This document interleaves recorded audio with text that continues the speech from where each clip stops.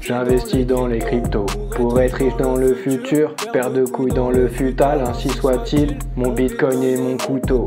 Bon, tu l'as déjà entendu pas mal de fois ça, c'est mon générique. Mais c'est parce que c'est moi qui ai fait cette musique. J'ai sorti des projets musicaux, et en fait aujourd'hui c'est aussi pour ça que je m'intéresse au projet que je vais te présenter, Navstars Manager, parce que c'est un projet qui concerne la musique. Je précise que cette vidéo est faite en partenariat, c'est d'ailleurs aussi pour ça que je vais pouvoir te faire gagner sur Twitter un petit giveaway. Comme avec PocMe, le projet Navstars, personnellement, moi je trouve ça intéressant. Je pense qu'ils vont avoir une grosse puissance marketing et au niveau de la communication, ils ont signé plein de gros artistes. C'est pour ça que je pense que ce projet a du potentiel. Je vais te montrer ça dans cette vidéo. Tu peux t'abonner à ma chaîne, me suivre sur mes réseaux sociaux, faire sonner la cloche pour être tenu au courant de toutes mes prochaines vidéos. Et puis si t'aimes bien mon générique, tu peux aussi liker la vidéo. Investi dans les cryptos pour être riche dans le futur, paire de couilles dans le futal, ainsi soit-il, mon bitcoin et mon couteau.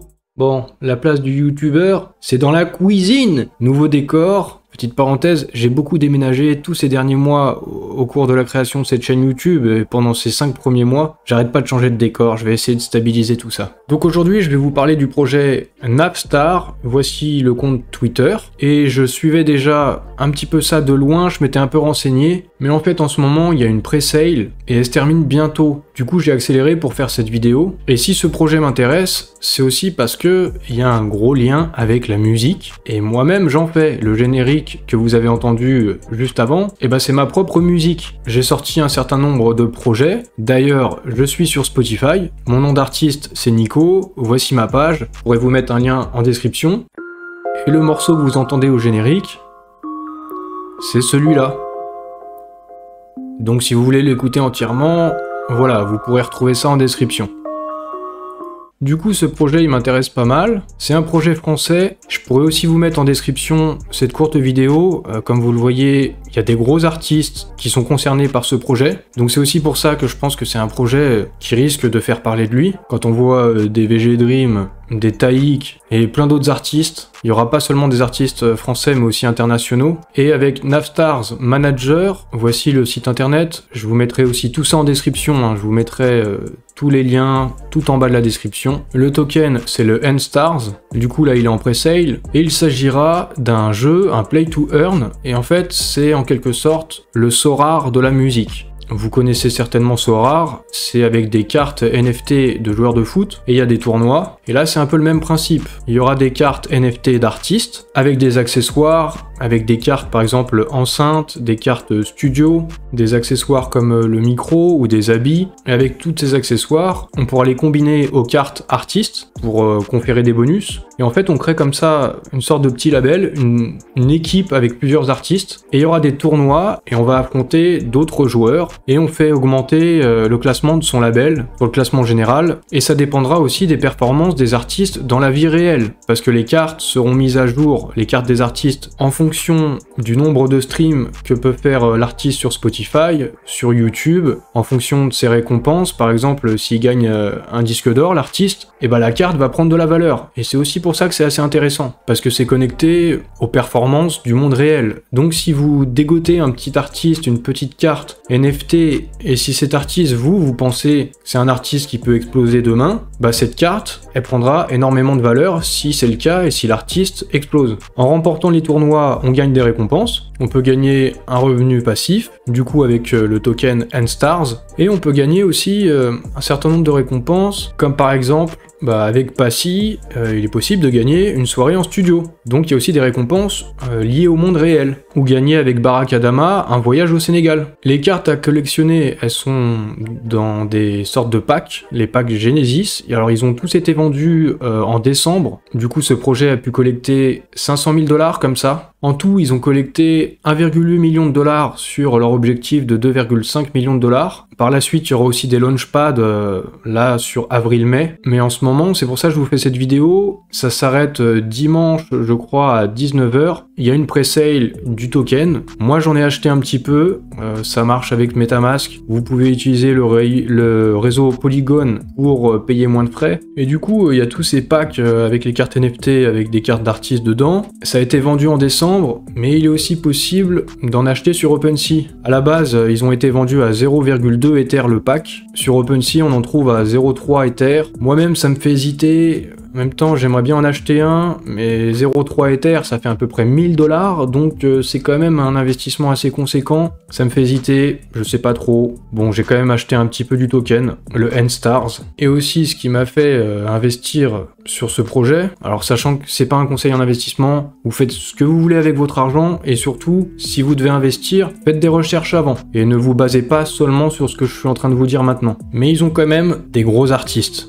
En tout cas, des artistes avec une grosse fanbase, avec beaucoup de followers sur leurs réseaux sociaux. Du coup, il y a une puissance marketing en fait derrière. Quand on voit par exemple VG Dreams, Kinvey, Passy, Taïk, après il peut y avoir des artistes que je connais même pas forcément. Par exemple, je ne connaissais pas Eva Queen, mais j'ai regardé sur YouTube, j'ai tapé son nom, et quand on voit 44 millions de vues pour un clip, 107 millions de vues pour un autre, 48 millions pour encore un autre, bah quand ce genre d'artiste va communiquer sur Navstars, sur ses réseaux sociaux, quand tous ces artistes vont parler, ça risque de faire pas mal de bruit. Et le succès des projets, ça marche aussi comme ça. Et c'est pas fini parce que normalement, d'ici le mois prochain, ils devraient encore recruter une 50aine d'artistes, pas seulement français mais aussi internationaux. Ils vont recruter aussi des artistes sud-américains, sûrement des artistes importants colombiens. Vous savez, ces tubes de l'été là qui font des centaines, voire des milliards de streams sur YouTube. Les tubes de l'été, bon je sais pas, hein, j'ai pas de nom, mais ça serait possible que ce soit quelque chose comme ça. Et ils vont aussi recruter des artistes aux États-Unis. Il y a des chances que ce soit des artistes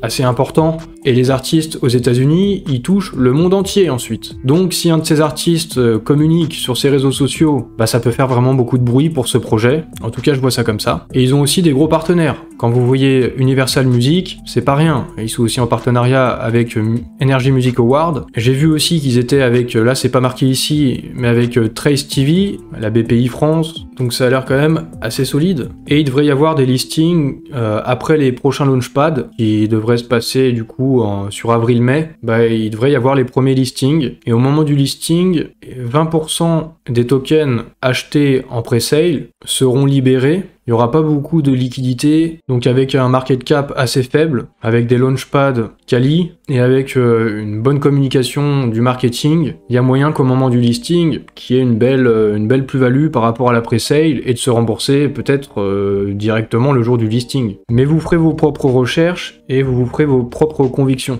Ils ont quand même aussi une bonne team. On va regarder aussi le white paper. Je vous le mettrai, je l'ai trouvé en version française sur le Discord du projet Navstars. Donc je vous mettrai aussi en description le light paper en version française pour que vous puissiez aussi faire vous-même vos recherches. Mais du coup, effectivement, il se présente comme le Sorare de la musique et du divertissement. Donc pas seulement de la musique a priori. Donc comme je vous disais, ils ont déjà fait une première levée de fonds d'1 million de $.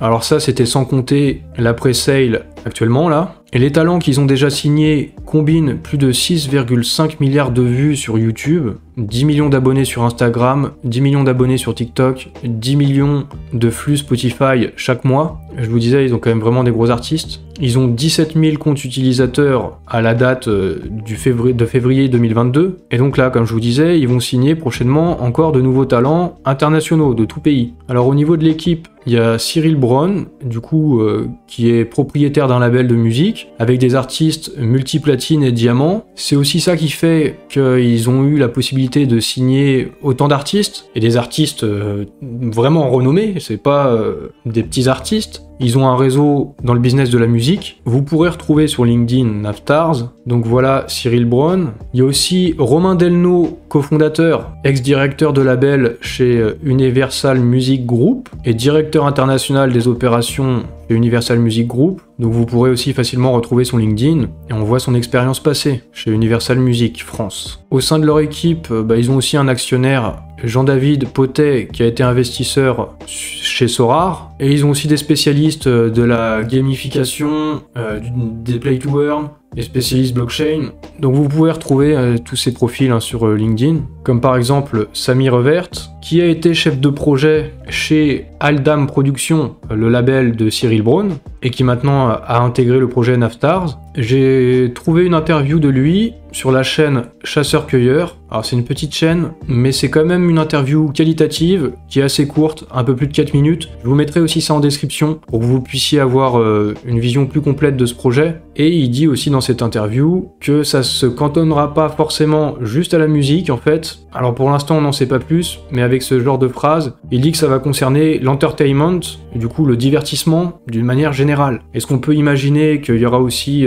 pourquoi pas, des youtubeurs, des cartes NFT de youtubeurs crypto? Ce serait pas impossible, ou de youtubeurs globalement, ou d'autres types d'artistes, des comédiens, je sais pas, mais tout est possible. Parce que du coup, quand le projet va se développer, au bout d'un moment, ça devrait concerner aussi d'autres domaines que la musique. Donc ce projet a quand même du potentiel. Dans le light paper, on voit un petit peu plus des aspects du jeu, du play to earn. Il y aura donc, comme je vous ai dit, des cartes artistes, de plusieurs styles de musique, de plusieurs niveaux de popularité, et des cartes de différentes raretés, comme sur Sorare. Il y aura des cartes ressources ou accessoires, et des cartes booster. Vous pourrez voir tout ça dans le light paper. En faisant ces tournois, les cartes aussi vont gagner en expérience et vont gagner des niveaux. Donc elles gagneront aussi de la valeur comme ça, en jouant. Et donc en jouant, au bout d'un moment, vos NFT que vous avez achetés à la base auront certainement plus de valeur. Donc vous pouvez faire une plus-value comme ça. En plus du fait qu'un artiste peut péter du jour au lendemain, il va sortir un album,